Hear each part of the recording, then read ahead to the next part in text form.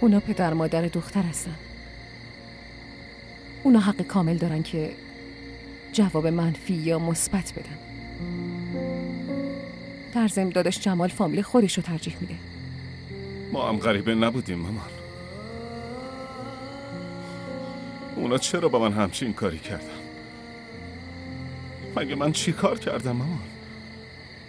یا اونا حتما فکر میکنن من نمیتونم دخترشون رو خوشبخت کنم.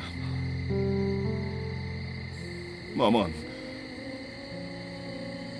ببینید، وقتی ازشون مریم رو خواستگاری کردیم اونا بهم گفتن که به ما فرصت بدید، اما احمد برای احمد با یه تلفن جواب مثبت دادن. مامان اگه این بی‌انصافی نیست پس چیه؟ اونا خانواده پولداری هن. تو خودتو ناراحت نکن عزیزم. حالا میبینی حتما یه حکمتی توی این قضیه هست. شما هر تصمیمی بگیرید من قبولش دارم. حالا بهم بگید که باید چی کار کنم.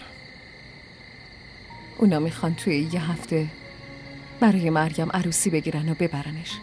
وقت تنگه. واسه همین باید برای تدارکات جشن بهشون کمک کنیم. شما نگران نباشید. به امید خدا به عنوان یه پسر بزرگ به شوهر خاله کمک میکنم.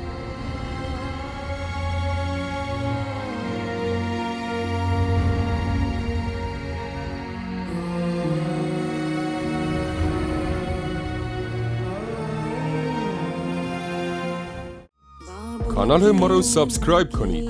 حمایت شما به ما روحیه میده.